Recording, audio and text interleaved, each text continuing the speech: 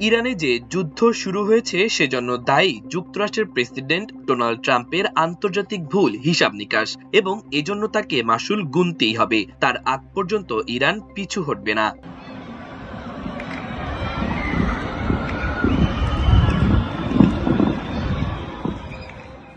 ইরানের জাতীয় নিরাপত্তা পরিষদের সচিব আলী লারিজানি বলেছেন, আমরা ট্রাম্পকে ছাড়ব না, তাকে যুদ্ধ শুরুর মাশুল গুনতেই হবে। ইরানের রাষ্ট্রোত্তর টেলিভিশন চ্যানেলকে দেওয়া এক সাক্ষাৎকারে লারিজানি বলেন, এখন ইরান এবং মধ্যপ্রাচ্যে যা চলছে তা আসলে প্রেসিডেন্ট ট্রাম্পের ভুল আন্তর্জাতিক হিসাব নিকাশের ফলাফল। তিনি ভেবেছিলেন ভেনেজুয়েলায় তিনি যা করেছিলেন এখানেও সেই একই মডেল প্রয়োগ করবেন এবং তা করতে গিয়ে তিনি নিজেই পড়েছেন ঝামেলায়। এই যুদ্ধ যুক্তরাষ্ট্রের জন্য একটি কৌশলগত অচলাবস্থা তৈরি করেছে। ওয়াশিংটন এখন নিজেদের ভুল হিসাবের কাদা জলে আটকা পড়েছে। তবে আমরা ট্রাম্পকে ছাড়ব না। যে ভুল তিনি করেছেন সেজন্য তাকে মাশুল গুনতেই হবে।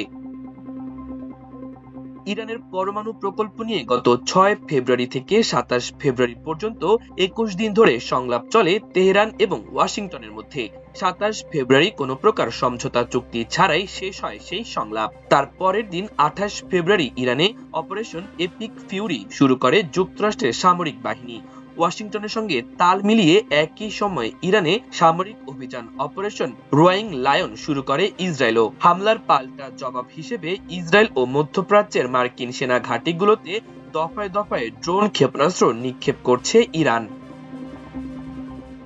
এদিকে মার্কিন প্রেসিডেন্ট ডোনাল্ড ট্রাম্প বলেছেন, ইরানের পরবর্তী সর্বোচ্চ নেতা তার অনুমোদন ছাড়া বেশি দিন টিকতে পারবেন না। বিমান হামলায় নিহত সর্বোচ্চ নেতা আয়াতুল্লাহ আলী খামেনির উত্তরসূরি নির্বাচনের ক্ষেত্রে তেহরানকে আগে তার সম্মতি নিতে হবে বলেও হুঁশিয়ারি দেন তিনি। মার্কিন সংবাদ মাধ্যম এবিসি নিউজকে ডোনাল্ড ট্রাম্প বলেন, ইরানের নতুন নেতা নির্বাচনে অবশ্যই আমাদের কাছ থেকে অনুমোদন নিতে হবে, তা না হলে তিনি বেশি দিন টিকতে পারবেন না।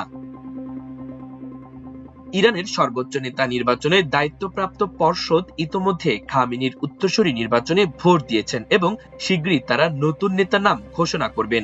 এমন খবর প্রকাশ হওয়ার পর ট্রাম্প এই মন্তব্য করলেন। ওদিকে চলমান যুক্তরাষ্ট্র ইসরায়েল হামলার মধ্যে ইরানে সরকার পরিবর্তনের চেষ্টার বিরুদ্ধে সতর্ক করে দিয়েছে চীন। বলেছে, এমন যে কোনো পদক্ষেপ জনগণের সমর্থনের অভাব আছে।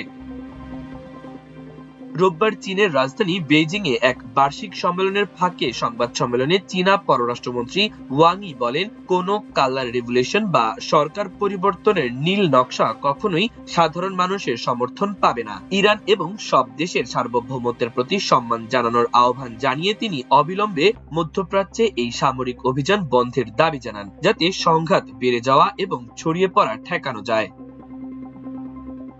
ওয়াং ই আরো বলেন, এই যুদ্ধ হওয়া উচিত ছিল না, এতে কারো কোনো মঙ্গল হবে না। শক্তি দিয়ে কোনো স্থায়ী সমাধান সম্ভব নয়, বরং সশস্ত্র সংঘাত কেবল ঘৃণা বাড়াবে এবং নতুন সংকটের জন্ম দেবে।